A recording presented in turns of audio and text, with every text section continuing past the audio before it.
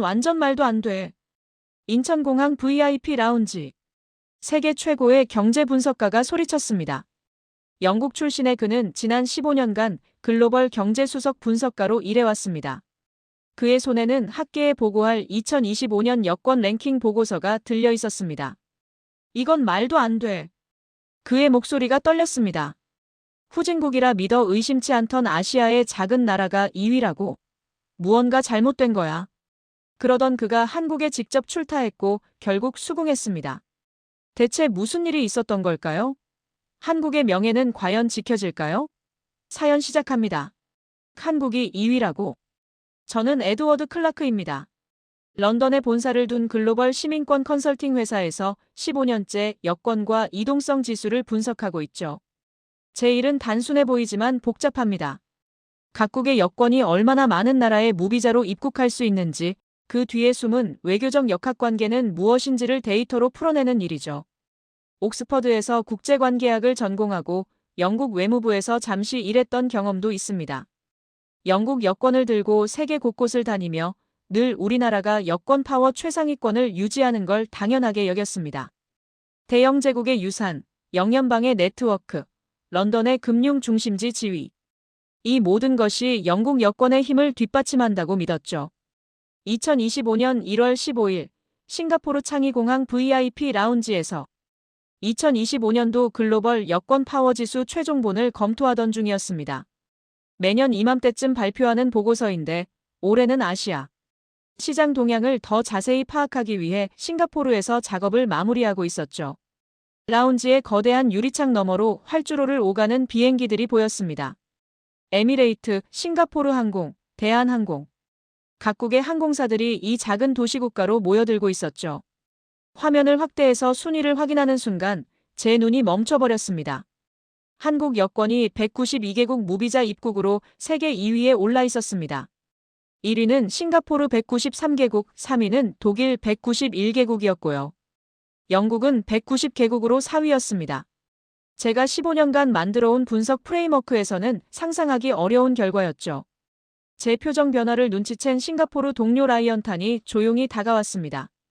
그는 저희 싱가포르 지사에서 5년째 일하고 있는 유능한 분석가였죠. 커피를 들고 제 옆자리에 앉아 화면을 함께 들여다보며 물었습니다. 무슨 문제가 있는지 확인하려는 눈빛이었죠. 저는 아무 말 없이 한국의 순위를 손가락으로 가리켰습니다. 라이언의 눈이 커졌습니다. 그도 놀란 표정이었죠. 데이터 오류일 수도 있다는 생각에 과거 몇 년치 자료를 다시 불러왔습니다. 2020년, 2015년, 2010년. 계속 거슬러 올라가다가 1967년 자료까지 찾아냈죠. 그때 한국의 무비자 입국 가능 국가는 겨우 12개국이었습니다. 대부분 미군정의 영향력 아래 있던 우방국들이었고요. 전쟁의 상흔이 채 가시지 않은 최빈국 수준이었던 거죠. 1인당 GDP가 100달러를 겨우 넘던 시절이었습니다. 노트북 화면에 그래프를 그려봤습니다. 1967년 12개국에서 현재 192개국까지 58년 동안 약 1500% 증가한 궤적이 나타났습니다. 그래프의 기울기는 상식적으로 보이지 않을 정도로 가팔랐죠.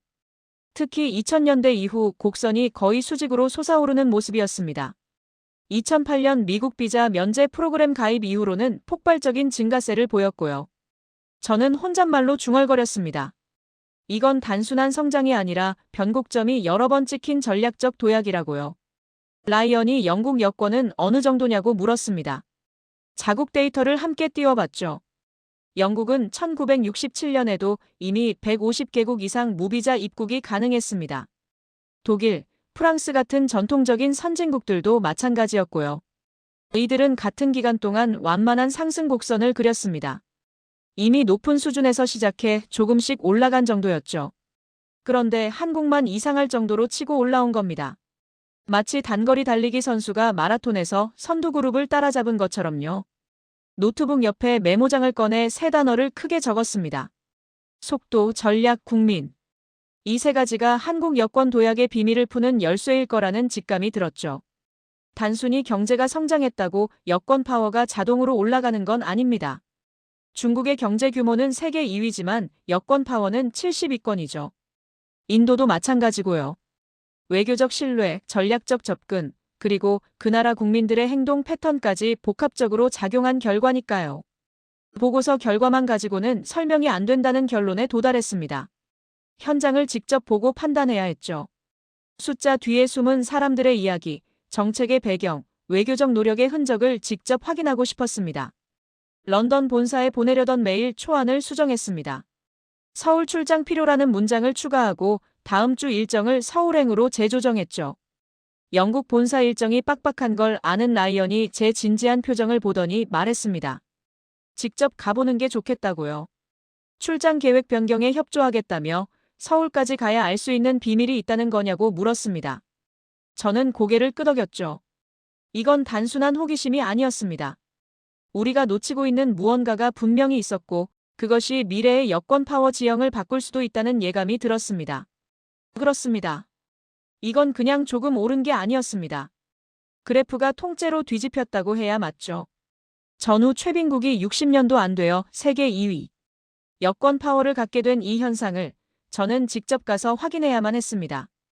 영국이 수백 년에 걸쳐 쌓아온 것을 한국은 어떻게 수십 년 만에 따라잡았을까요? 그 답을 찾기 위해 저는 다음 주 서울행 비행기에 몸을 실을 예정입니다. 인천공항에 도착한 건 새벽 5시 30분이었습니다. 싱가포르에서 출발한 심야 비행이었죠. 비행기에서 내려 입국장으로 향하는 통로를 걸으면서 벽면에 걸린 대형 모니터들이 눈에 들어왔습니다. 환영합니다라는 문구가 한국어, 영어, 중국어, 일본어, 아랍어, 스페인어로 번갈아 표시되고 있었죠. 단순한 다국어 서비스가 아니었습니다. 이 공항이 얼마나 많은 나라의 사람들을 맞이하고 있는지를 보여주는 상징이었죠. 입국 심사대에 도착했을 때 저는 잠시 멈춰서서 주변을 둘러봤습니다. 새벽 시간임에도 불구하고 입국장은 활기가 넘쳤죠. 도착 항공편 안내판을 확인해보니 놀라운 광경이 펼쳐져 있었습니다. 로스앤젤레스, 파리, 두바이, 델리, 상파울루, 나이로비, 오슬로. 전 세계 주요 도시에서 출발한 비행기들이 거의 동시에 도착한 것이었죠. 각기 다른 피부색과 복장을 한 여행객들이 한국 입국 심사대로 줄을 서고 있었습니다. 비즈니스 정장을 입은 유럽인들, 배낭을 맨 남미 청년들, 히잡을 쓴 중동 여성들, 사리를 입은 인도 가족들. 마치 유엔 총회가 인천공항에서 열리는 것 같았죠. 모두가 한국 입국 심사대 앞에서 똑같이 여권을 들고 기다리고 있었습니다. 제 차례가 되어 심사대에 섰을 때 젊은 한국인 심사관이 제 영국 여권을 받아들었습니다. 몇 초간 여권을 스캔하고 제 얼굴을 확인한 후 아무 질문 없이 입국 도장을 찍어줬죠. 90일 체류 허가였습니다. 비자도 초청장도 귀국 항공권 확인도 없었습니다. 그저 영국 여권이라는 이유만으로 3개월간 자유롭게 머물 수 있는 허가를 받은 것이죠. 수화물을 찾으며 대기하는 동안 옆에 서 있던 브라질 청년과 잠시 대화를 나눴습니다.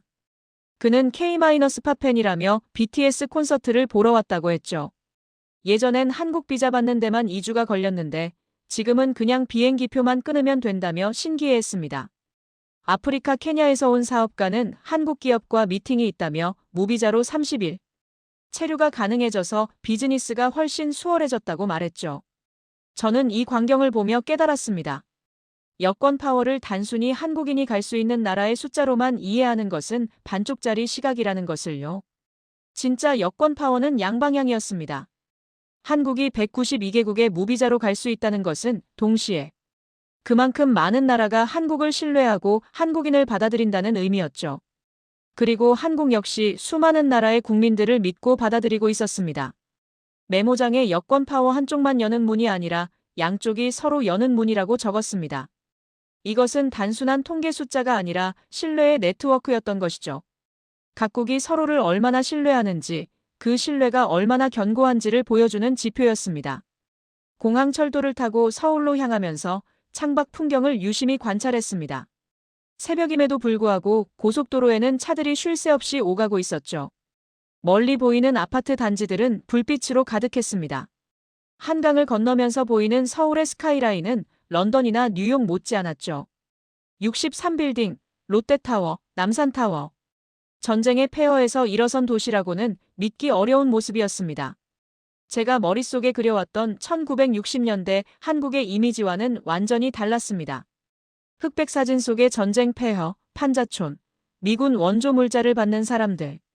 그런 이미지들이 불과 60년 만에 이렇게 변했다는 게 실감이 나지 않았죠. GDP 3만 5천 달러의 선진국, OECD 회원국, G20 회원국. 숫자로만 알던 한국의 성장을 눈으로 직접 확인하는 순간이었습니다. 서울역에 도착해서 택시를 탔습니다. 광화문 근처의 호텔로 향하는 동안 택시 기사님과 짧은 대화를 나눴죠. 60대 중반으로 보이는 기사님은 제가 영국에서 왔다고 하자 자신이 젊었을 때는 유럽 가려면 비자 받는 것부터가 일이었다며 웃었습니다.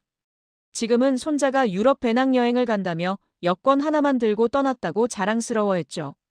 호텔에 체크인을 하고 잠시 쉬었다가 오후에 있을 첫 인터뷰를 준비했습니다. 전직 외교관 박기성과의 만남이었죠. 30년 넘게 한국의 여권 정책과 비자 협상에 관여해온 산증인이었습니다. 그를 만나기 전에 질문 리스트를 다시 한번 정리했습니다. 가장 핵심적인 질문은 이것이었죠. 왜 한국은 이렇게까지 여권에 공을 들였는가? 광화문 근처의 한 카페에서 박기성을 만났습니다. 70대 초반의 그는 여전히 정정한 모습이었죠. 악수를 나누며 자리에 앉자 그가 먼저 말을 꺼냈습니다. 젊은 시절 프랑스 출장 이야기였죠. 파리에서 회의를 마치고 독일로 넘어가려 했는데 독일 비자를 받으려고 일주일을 대사관에 다녀야 했다고요. 서류 가방이 터질 정도로 각종 증명서를 들고 다녔는데도 심사관 기분에 따라 거절당하기 일쑤였다며 씁쓸하게 웃었습니다. 그때의 한국 여권은 종이 한 장의 가치도 없었다고 그는 회상했습니다. 가난한 나라, 분단국가, 군사정권. 이런 이미지가 따라다녔죠. 출장 한 번 가려면 비자 받느라 시간과 돈을 쏟아부어야 했고 그마저도 거절당하는 일이 흔했다고요. 그런 시절을 겪어본 사람으로서 지금 한국 여권이 세계 2위라는 소식을 들으면 여전히 믿기지 않는다고 털어놨습니다. 저는 고개를 끄덕이며 다음 질문을 준비했습니다. 그 답답했던 시절에서 어떻게 지금의 위치까지 올라왔는지 그 과정을 하나하나 듣고 싶었죠. 박기성은 커피를 한 모금 마시고는 천천히 입을 열었습니다. 박기성은 1980년대 초반 외교부에 막 들어간 젊은 시절을 떠올리며 이야기를 시작했습니다. 당시 한국 여권은 정말 초라했다고요. 출장 갈 때마다 오늘은 어느 대사관부터 가야 하나가 가장 큰 고민이었다고 했죠. 유럽 순방을 한번 가려면 최소 한 달 전부터 비자 신청 순서를 짜야 했습니다. 프랑스 비자 신청하고 결과 기다리고 독일 대사관 가서 줄 서고 이탈리아는 또 다른 서류를 요구하고 끝이 없었다고요. 가장 힘들었던 건 불신의 눈초리였다고 박기성은 회상했습니다. 한국인이라고 하면 심사관들의 표정부터 달라졌다고요. 불법 체류 위험이 높은 국가로 분류되어 있었으니까요. 실제로도 그랬습니다. 1980년대 한국의 1인당 GDP는 1,700달러 수준이었죠. 선진국의 10분의 1도 안 되는 수준이었습니다. 먹고 살기 힘드니 해외에 나가서 눌러앉으려는 사람들이 많았던 게 사실이었죠. 비자 면제 협정의 기본 논리는 상호주의라고 박기성은 설명했습니다. 우리가 그 나라 국민을 비자 없이 받아야 그쪽도 우리 국민을 비자 없이 받는다는 거죠. 하지만 1980년대 한국의 현실을 보면 어느 나라가 선뜻 한국과 비자 면제를 하겠습니까? 부자 나라 국민이 가난한 나라로 불법 체류하러 올 리는 없지만 반대는 충분히 가능했으니까요. 저는 그 불신을 어떻게 돌렸는지 물었습니다. 박기성은 서류 가방에서 오래된 차트를 꺼냈죠. 한국의 1인당 GDP 성장 그래프였습니다. 1980년 1,700달러에서 시작해 1990년 6,500달러, 2000년 1만 2,000달러, 2010년 2만 3,000달러, 그리고 현재 3만 5,000달러 이상까지 올라온 궤적이 선명했습니다. 경제가 성장하면서 불법 체류의 유인이 자연스럽게 줄어들었다고 박기성은 설명했습니다. 한국에서도 먹고 살만해지니 굳이 타국에서 불법으로 숨어 지낼 필요가 없어진 거죠. 실제로 1990년대 중반부터 한국인 불법 체류율이 눈에 띄게 떨어지기 시작했습니다. 이게 첫 번째 전환점이었다고요. 두 번째 축은 여권 자체의 신뢰도를 높이는 것이었습니다. 2008년 한국은 전자여권을 도입했죠. 여권 안에 전자칩이 들어가고 지문과 얼굴 정보가 저장되는 시스템이었습니다. 당시로서는 상당히 앞선 기술이었죠. 많은 나라들이 아직 종이 여권을 쓰고 있을 때였으니까요. 위조가 거의 불가능한 여권을 만드는 게 우리 국민 전체의 신뢰도를 지키는 일이었다고 박기성은 강조했습니다. 가장 중요한 돌파구는 2008년 미국 비자 면제 프로그램 VWP 가입이었습니다. 박기성은 이 협상 과정을 생생하게 기억하고 있었죠. 미국이 요구한 조건들은 까다로웠습니다. 비자 거부율 3% 미만, 전자여권 도입, 여행자 정보 사전 공유, 불법 체류율 관리, 테러리스트 정보 공유. 리스트가 끝이 없었죠. 특히 비자 거부율 3% 미만이라는 조건이 가장 어려웠다고 박기성은 회상했습니다. 이건 사실상 신청자의 97% 이상이 비자를 받아야 한다는 뜻이었죠. 한국인 100명이 미국 비자를 신청하면 97명 이상이 통과해야 한다는 겁니다. 이를 위해 외교부, 법무부, 경찰청이 총동원되었습니다. 비자 신청자들의 서류를 미리 검토하고 문제가 될 만한 사람들은 신청 자체를 만류하는 시스템까지 만들었죠. 7년이 걸렸습니다. 2001년부터 준비를 시작해서 2008년에야 겨우 가입할 수 있었죠. 그 7년 동안 비자 거부율을 낮추고 전자여권을 도입하고 각종 정보 공유 시스템을 구축하고 국민들에게 홍보하고 정말 총력전이었다고 박기성은 말했습니다. 하지만 그만한 가치가 있었죠. 미국이 한국을 비자 면제 국가로 인정하자 도미노 효과가 일어났습니다. 다른 나라들이 미국이 인정한 나라라는 이유로 훨씬 수월하게 문을 열어줬죠. 특히 중남미 국가들이 그랬습니다. 브라질, 아르헨티나, 칠레, 페루. 미국의 결정을 보고 연쇄적으로 비자 면제 협정을 맺었습니다. 유럽 국가들도 한국을 다시 봤고요. 박기성은 낡은 여권을 하나 꺼내 보였습니다. 1990년대 자신이 사용했던 여권이었죠. 빼곡히 붙어있는 비자 스티커들, 거부 도장들, 각종 입출국 스탬프들. 마치 전쟁터를 거쳐온 군인의 훈장 같았습니다. 그리고 최근 여권도 꺼냈죠. 깨끗했습니다. 비자 스티커는 거의 없고 입국 도장만 간간히 찍혀 있었습니다.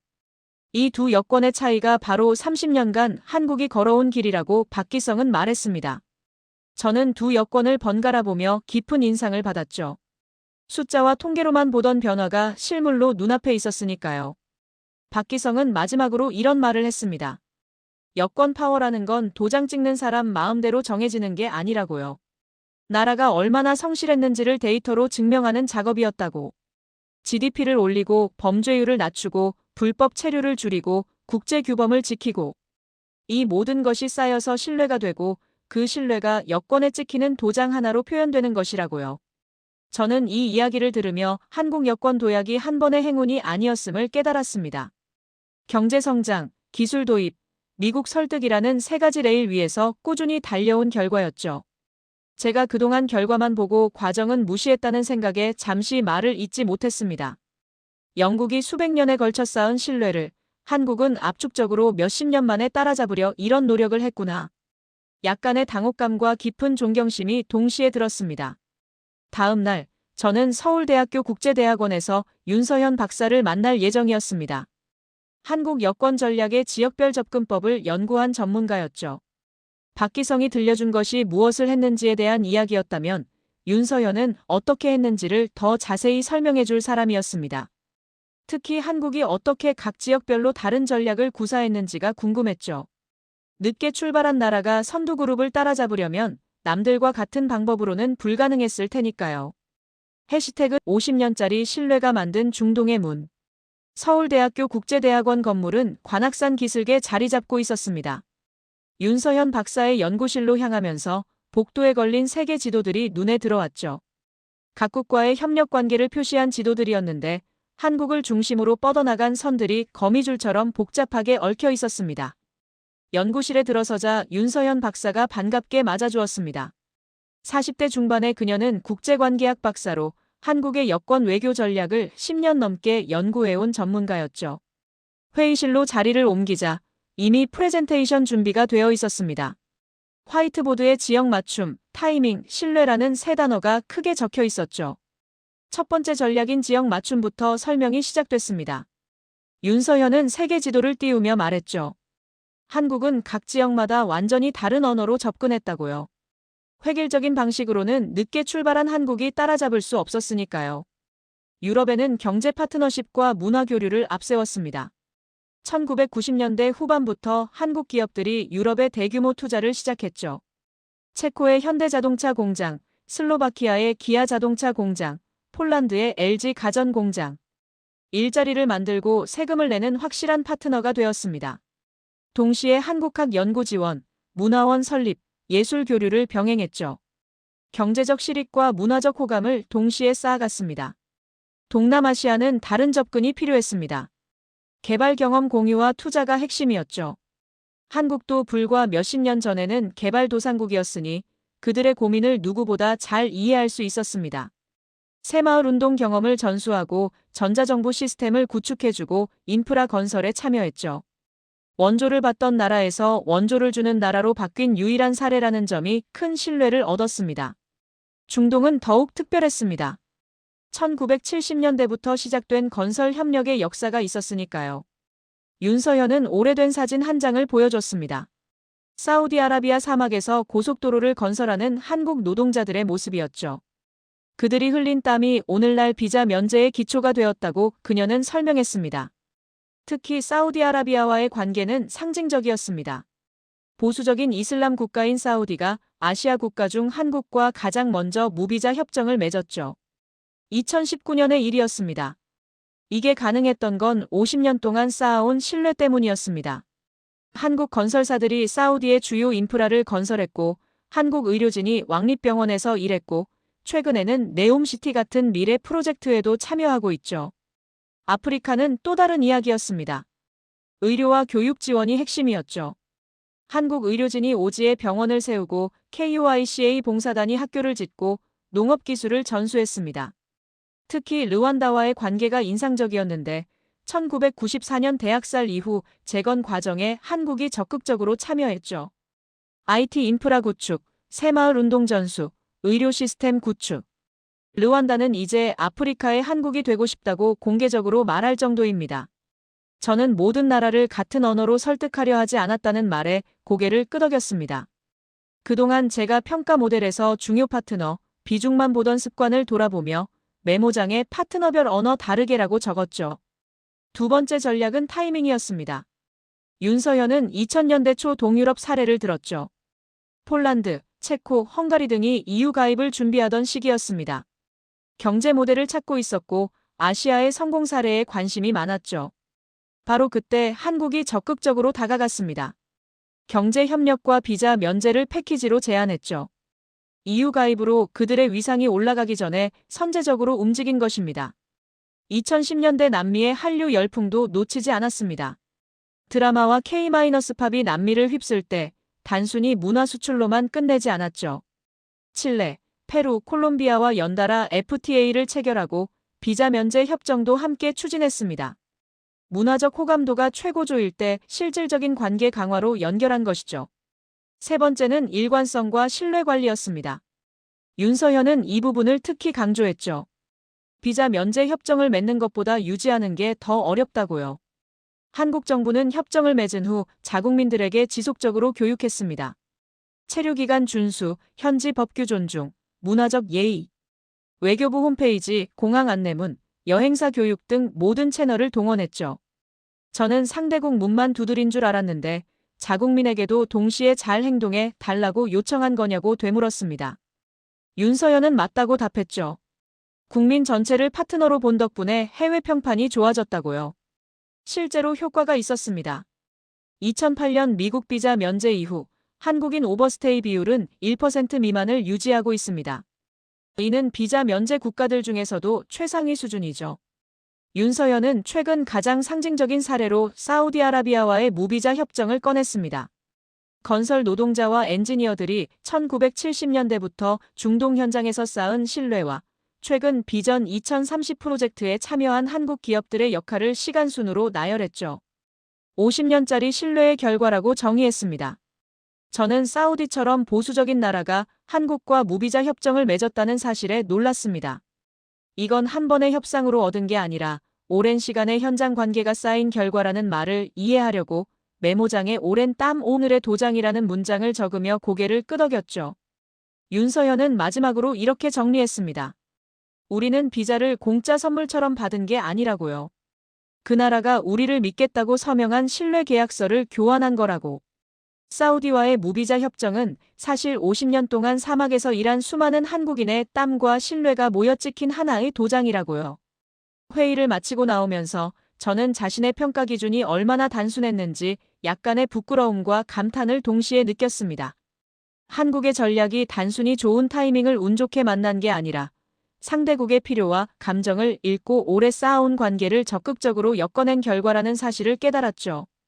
다음 날은 일반 시민의 관점에서 여권 파워를 체감한 사람을 만날 예정이었습니다. 10년 넘게 세계를 여행한 블로거 정우진이었죠. 정책 기반자나 학자가 아닌 실제 여권을 들고 세계를 다닌 사람의 이야기가 궁금했습니다. 해시태그 서울 성수동의 한 카페에서 정우진을 만났습니다. 30대 후반의 그는 프리랜서 사진작가이자 여행 블로거로 지난 10년간 70개국 이상을 다녀온 베테랑 여행자였죠. 테이블 위에 놓인 그의 여권들이 먼저 눈에 들어왔습니다. 현재 사용 중인 것과 이미 만료된 2권, 총 3권이었죠. 정우진은 가장 오래된 여권부터 펼쳐 보였습니다. 2015년 남미 여행 때 사용했던 것이었죠. 브라질, 아르헨티나, 볼리비아의 비자 스티커가 붙어 있었습니다. 각 스티커마다 사연이 있었다고 그는 회상했습니다. 브라질 비자를 받으려고 대사관 앞에서 새벽 5시부터 줄을 섰던 기억이 생생하다고 했습니다. 서류도 까다로웠죠. 은행 잔고 증명서, 직장 재직 증명서, 왕복 항공권, 호텔 예약 확인서, 여행 일정표. 그것도 모두 포르투갈어로 번역해서 제출해야 했습니다. 비자 수수료만 15만 원, 대행 수수료까지 하면 20만 원이 넘었죠. 처리 기간은 2주였습니다. 아르헨티나도 마찬가지였습니다. 온라인으로 신청하면 된다고 해서 시도했지만 시스템 오류로 며칠을 헤맸죠. 결국 대사관을 직접 방문해야 했습니다. 상호주의 때문에 한국인에게만 비자 수수료 150달러를 받았는데 이게 또 현금으로만 받더라고요. 은행에서 달러를 바꿔 들고 가는 것도 일이었습니다. 그때는 여행 계획을 세우는 것부터가 스트레스였다고 정우진은 말했습니다. 비자 처리 기간을 계산해서 역으로 일정을 짜야 했으니까요. 중간에 일정을 바꾸는 건 불가능했습니다. 이미 비자에 입국 날짜가 찍혀 있었으니까요.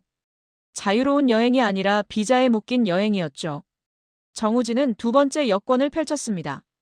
2019년 것이었는데 확연히 달랐죠.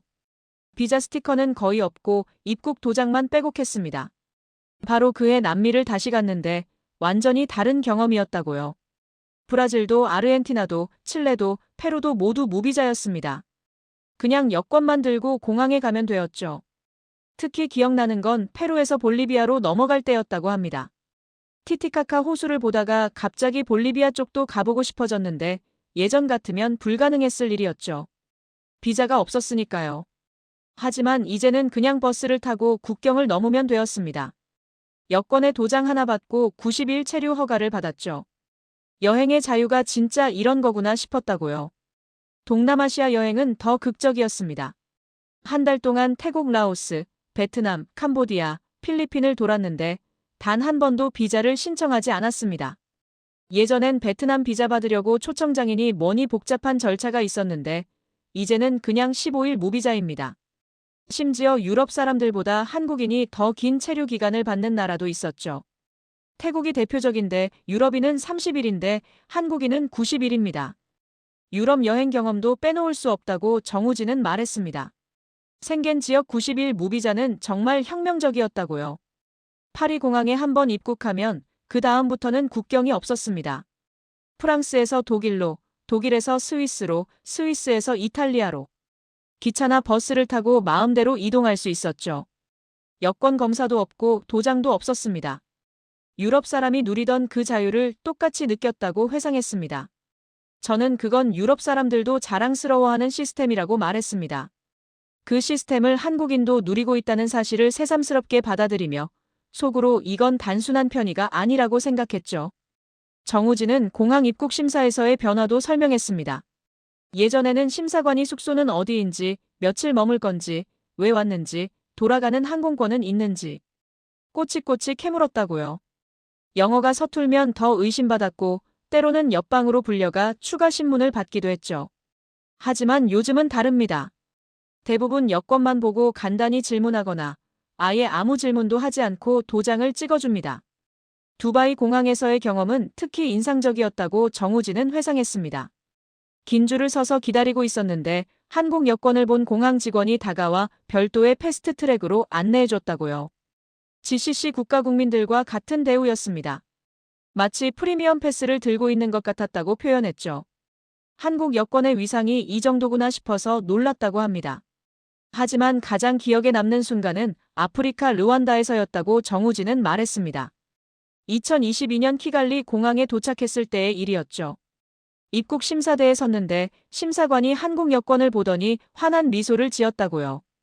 그리고는 이렇게 말했습니다. 웰컴 투 러완더, 코리어 이즈 아워 구드 프렌드. 정우진은 그 순간 가슴이 뜨거워졌다고 고백했습니다. 단순히 입국이 쉬워서가 아니었죠. 지구 반대편의 작은 나라에서 한국을 친구라고 부르는 것을 듣고 울컥했다고요.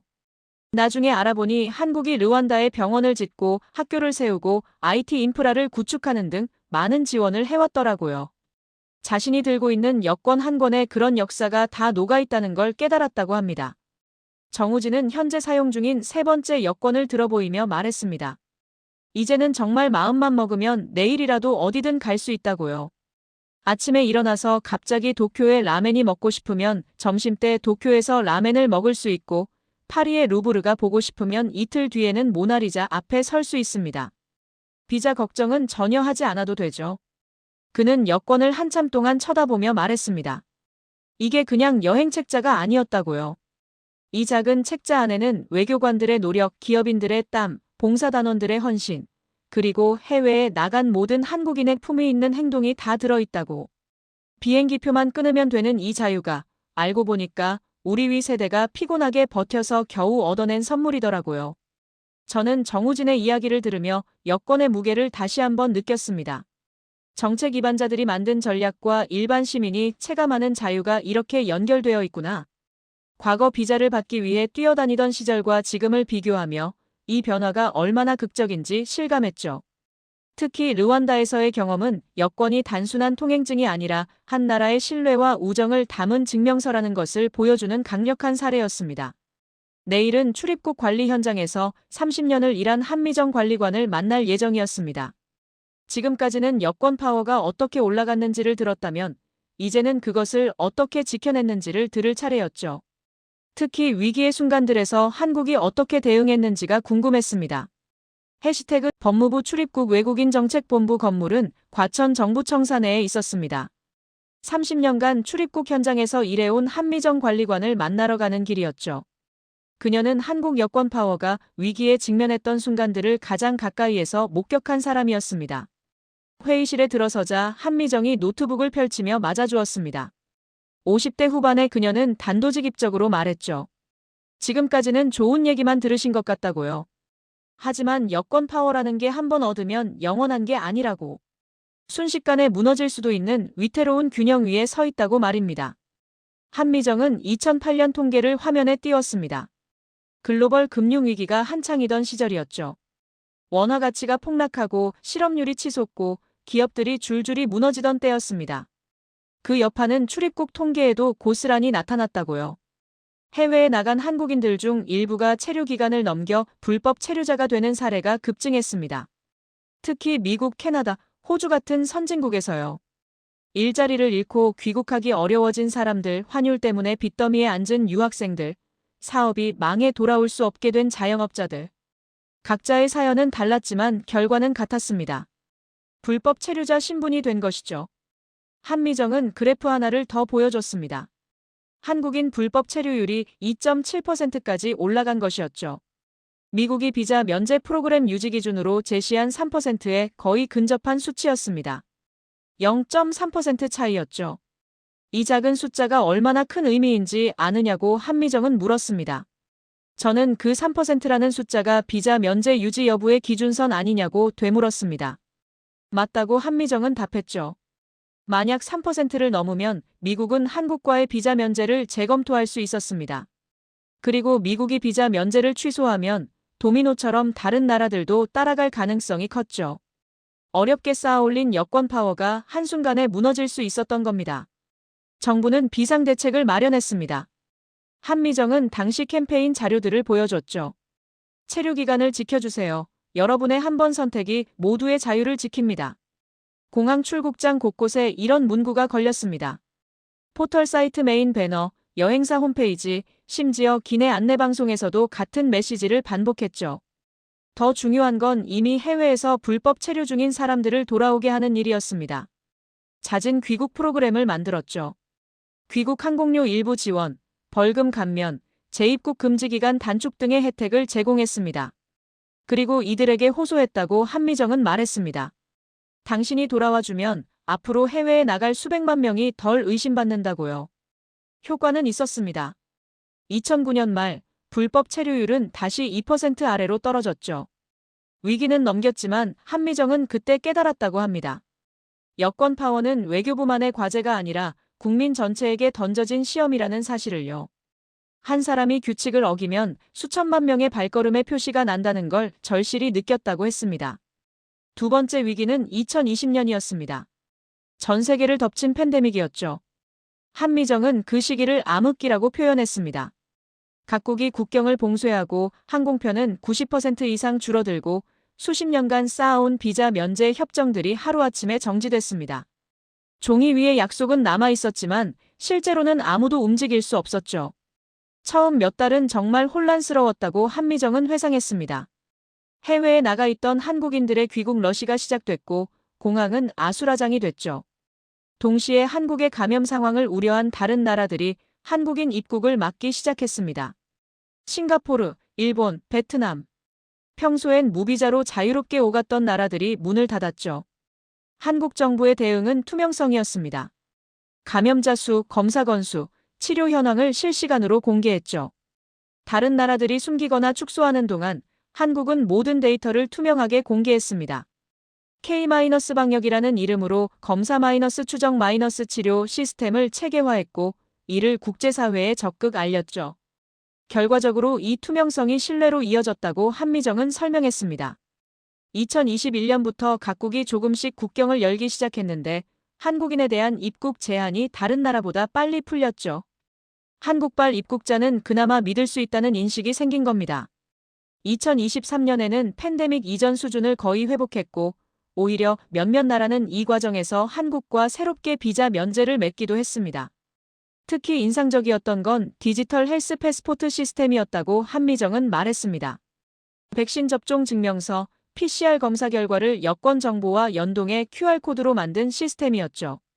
블록체인 기술을 활용해 위변조가 불가능했고 각국 입국 심사대에서 즉시 확인할 수 있었습니다. 싱가포르, 태국 등이 이 시스템을 벤치마킹했고 EU도 관심을 보였죠. 한미정은 이 경험이 한국 여권의 미래를 보여줬다고 평가했습니다. 위기 상황에서도 투명하고 체계적으로 대응하는 나라, 기술을 활용해 신뢰를 구축하는 나라라는 이미지를 심어줬다고요. 실제로 이 시스템은 팬데믹이 끝난 후에도 디지털 여권 논의로 이어지고 있습니다. 저는 한미정의 이야기를 들으며 여권 파워의 또 다른 면을 봤습니다. 평화로운 시기에 쌓아 올리는 것도 중요하지만 위기의 순간에 어떻게 대응하느냐가 더 중요할 수 있다는 것을요. 강한 여권이란 단순히 많은 나라에 갈 수 있는 여권이 아니라 어려운 상황에서도 신뢰를 잃지 않는 여건이라는 걸 깨달았죠. 한미정은 마지막으로 이렇게 말했습니다. 여건이 강하다는 건 정부가 잘했다는 말이면서 동시에 국민이 같이 시험을 통과했다는 뜻이라고요. 2008년 금융위기 때 불법 체류를 선택하지 않고 귀국한 사람들, 2020년 팬데믹 때 방역 수칙을 지키며 인내한 사람들. 이들이 모두 한국 여권의 수호자였다고. 저는 여권의 무게를 새삼 느꼈습니다. 개인의 자유를 위한 도구인 동시에 국가 전체의 신뢰도를 보여주는 지표. 한 사람 한 사람의 선택이 모여 만들어지는 집단의 평판. 이것이 진정한 여권 파워의 본질이구나 싶었죠. 다음 날은 외교부 미래전략팀의 최도윤 팀장을 만날 예정이었습니다. 지금까지 과거와 현재를 봤다면 이제는 미래를 볼 차례였죠. 한국 여권이 나아갈 방향, 그리고 단순한 순위를 넘어서 추구해야 할 가치는 무엇일지 궁금했습니다. 해시태그 외교부 청사는 서울 도렴동에 위치해 있었습니다. 미래전략팀이 있는 층으로 올라가면서 복도에 걸린 역대 여권들의 변천사가 눈에 들어왔죠. 1950년대 수기로 작성된 여권부터 현재의 전자여권까지 한국 여권의 진화 과정이 한눈에 보였습니다. 최도윤 팀장의 사무실은 각종 미래 기술 관련 자료들로 가득했습니다. 40대 초반의 그는 외교관이라기보다는 IT 기업의 전략가처럼 보였죠. 인사를 나누고 회의실로 이동하자 대형 스크린에 이미 프레젠테이션이 준비되어 있었습니다. 한국 여권의 미래 2025-2035라는 제목이었죠. 최도윤은 먼저 질문을 던졌습니다. 이미 2위까지 온 한국이 그 다음 무엇을 봐야 할까요? 1위가 목표일까요? 저는 잠시 생각하다가 대답했죠. 당연히 1위를 목표로 하지 않겠냐고요. 하지만 최도윤은 고개를 저었습니다. 단순히 숫자상 1위는 의미가 없다고 그는 말했습니다. 중요한 건 여권의 질을 높이는 거라고요. 무비자 국가 수를 늘리는 것도 중요하지만 여권이 담는 서비스, 보호, 책임을 함께 키워야 한다고 강조했습니다. 21세기 여권은 단순한 통행증이 아니라 디지털 시대의 신원증명이자 글로벌 시민권의 상징이 되어야 한다고요. 첫 번째 방향은 디지털 여권이었습니다.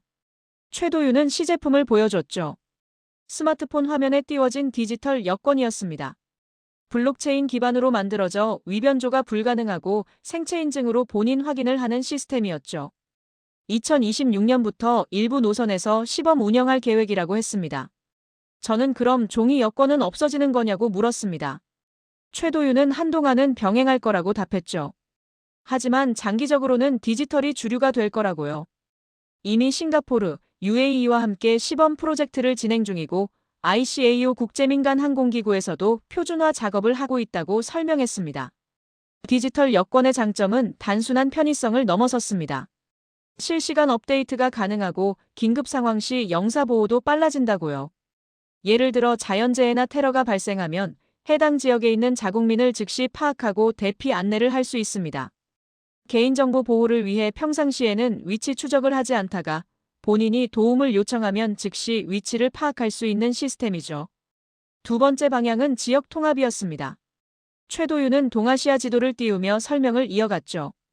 장기적으로 한국, 일본, 그리고 아세안 일부 국가들이 단계적으로 이동의 자유를 확대하는 구상이라고요. 유럽의 생겐 협정처럼 말이죠. 물론 당장은 어렵다고 최도윤은 인정했습니다.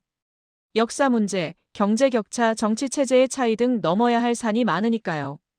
하지만 경제적 필요성이 커지고 있다고 강조했습니다. 인구 감소, 노동력 부족, 관광 산업 활성화 등을 위해서라도 지역 내 이동의 자유는 필수가 될 거라고요. 전략은 3단계였습니다. 먼저 양자 협정을 강화하고 다음으로 소규모 그룹을 만들고 마지막으로 점진적 확장을 하는 거죠. 예를 들어 한국-일본-싱가포르가 먼저 시작하고 태국과 말레이시아가 합류하고 점차 확대해 나가는 방식입니다. 서두르지 않되 방향은 분명히 한다는 게 핵심이었죠. 세 번째는 글로벌 시민권 개념이었습니다. 최도윤은 이 부분을 설명하면서 눈빛이 빛났죠. 기후위기, 팬데믹, 난민 문제 같은 국경을 넘는 이슈들이 늘어나고 있다고요. 이런 문제는 한 나라의 여권으로는 해결할 수 없습니다. 글로벌 차원의 협력이 필요하죠. 구체적인 예를 들어 설명했습니다. 한국 여권 소지자가 해외에서 자연재해를 당했을 때 가장 가까운 나라의 영사보호를 받을 수 있는 시스템이죠. 동시에 한국도 다른 나라 국민이 위기에 처했을 때 도와줄 의무를 갖습니다. 일종의 글로벌 상호보조 시스템인 셈이죠. 이미 EU는 회원국 간에 이런 시스템을 운영하고 있다고 최도윤은 설명했습니다.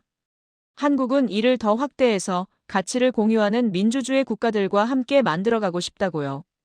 여권이 단순히 자국민을 보호하는 도구가 아니라 인류 공동체의 일원임을 증명하는 도구가 되는 거죠. 마지막으로 최도윤이 강조한 건 시민 교육이었습니다. 여권이 강해질수록 국민의 책임도 커진다고요. 그래서 다양한 채널을 통해 교육을 하고 있다고 했습니다. 유튜브와 인스타그램을 통해 각국의 문화와 에티켓을 알리고 모바일 앱으로 실시간 여행 정보를 제공하고 가상현실로 문화 체험을 할 수 있게 하는 것까지요. 특히 인상적이었던 건 글로벌 시민 아카데미라는 온라인 교육 프로그램이었습니다. 여권을 신청하거나 갱신할 때 필수로 이수해야 하는 짧은 교육이었죠. 국제 매너, 문화 다양성 존중, 환경 보호, 현지 법규 준수 등을 다루는 내용이었습니다. 이미 시범 운영 중이고 반응이 좋아서 확대할 예정이라고요. 저는 단순한 순위 경쟁이 아니라는 말씀이냐고 물었습니다. 최도윤은 고개를 끄덕였죠. 한국이 추구하는 건 단순히 1위가 아니라고요. 질적으로 다른 여권, 미래형 여권을 만들고 싶다고 했습니다.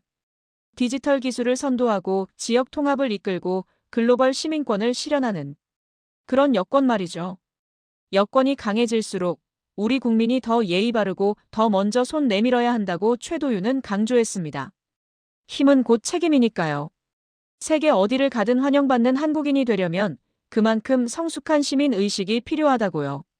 마지막으로 최도윤은 이렇게 정리했습니다.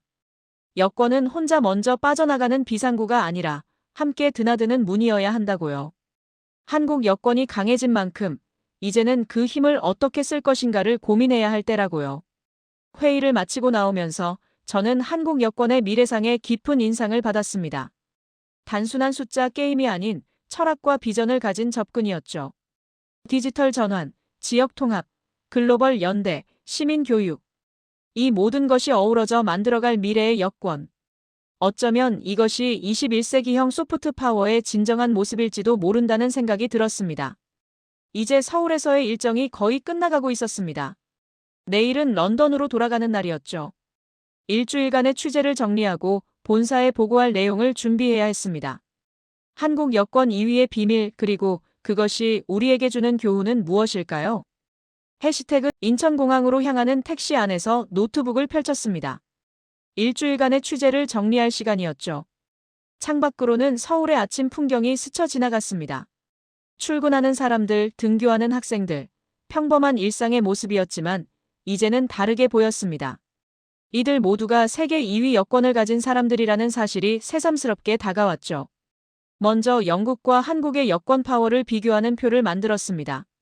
영국은 190개국 무비자로 4위, 한국은 192개국으로 2위. 숫자상 차이는 크지 않았지만 그 뒤에 숨은 이야기는 완전히 달랐죠. 영국의 여권 파워는 역사의 유산이었습니다. 대영제국 시절부터 이어진 영연방 네트워크, 런던의 국제금융 중심지 지위, 수백 년간 쌓아온 외교적 영향력. 이 모든 것이 자연스럽게 여권의 힘으로 이어졌죠. 우리는 태어날 때부터 강한 여권을 물려받은 셈이었습니다. 반면 한국은 달랐습니다. 1967년 단 12개국에만 무비자 입국이 가능했던 최빈국에서 58년 만에 192개국으로 도약했죠. 전쟁의 폐허에서 시작해 세계 2위까지 올라온 이례적인 사례였습니다. 이건 물려받은 게 아니라 스스로 만들어낸 결과였죠. 박기성 전 외교관이 들려준 이야기가 떠올랐습니다. 비자 받으러 대사관을 전전하던 시절부터 미국 비자 면제를 위해 7년을 버틴 과정까지 윤서현 박사가 설명한 지역별 맞춤 전략도 인상적이었죠. 유럽엔 경제 파트너십, 동남아엔 개발 경험 공유, 중동엔 50년간의 건설 협력, 아프리카엔 의료와 교육 지원. 각자에게 필요한 언어로 다가간 전략이었습니다. 정우진의 경험담도 생생했습니다. 브라질 비자 받으려고 새벽부터 줄 서던 2015년과 여권만 들고 남미를 자유롭게 여행한 2019년의 대비. 르완다 입국심사관의 코리어 이즈 아워 구드 프렌드라는 말에 울컥했던 순간. 한미정 관리관이 들려준 위기의 순간들도 잊을 수 없었죠. 2008년 금융위기 때 불법 체류율 3%를 지키기 위한 총력전. 2020년 팬데믹 때 투명한 방역으로 신뢰를 지켜낸 과정. 마지막으로 최도윤 팀장이 그린 미래도 인상적이었습니다. 디지털 여권, 아시아 지역 통합, 글로벌 시민권, 그리고 시민 교육. 단순한 1위가 아닌 질적으로 다른 여권을 추구하는 비전이었죠. 이 모든 이야기를 하나로 묶을 키워드가 필요했습니다. 저는 세 단어로 정리했죠. 전략적 외교, 소프트 파워, 국민 협력. 이 세 가지가 어우러져 만든 결과가 바로 한국 여권 2위였습니다. 택시 기사님과 짧은 대화를 나눴습니다. 60대 중반으로 보이는 기사님은 제가 영국에서 온 걸 알고는 이런 말씀을 하셨죠. 예전엔 대사관 앞에서 새벽에 줄 서서 비자 받았는데 지금은 그냥 표만 끊으면 된다고요. 손자가 유럽 배낭여행 간다고 하니 감회가 새롭다면서요. 이게 다 부모 세대가 일군 결과라고 자랑스럽다고 말씀하셨습니다. 저는 그 말에서 중요한 포인트를 발견했습니다.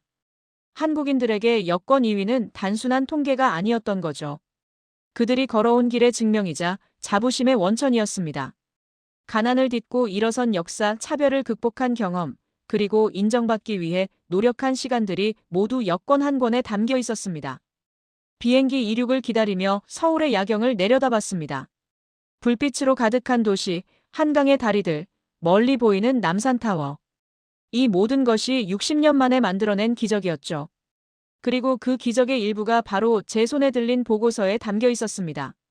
보고서의 첫 문장을 이렇게 시작했습니다. 한국 여권의 부상은 우연이 아니다. 이어서 썼죠. 이것은 전략과 노력, 그리고 국민적 합의가 만들어낸 필연적 결과라고. 그리고 이 사례는 다른 개발도상국들에게도 중요한 메시지를 전한다고. 뒤늦게 출발해도 방법은 있다는 것을요.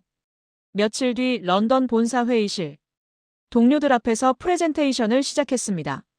한국 여권 사진을 화면에 띄우며 말했죠. 이 얇은 책자 안에 70년 가까운 역사와 수천만 명의 노력이 눌려 있다고. 단순히 숫자로 평가할 수 없는 가치가 담겨 있다고요.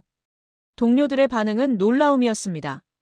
특히 한국이 각 지역별로 다른 전략을 구사했다는 점, 국민들을 교육하고 협력을 이끌어냈다는 점에 깊은 인상을 받았죠.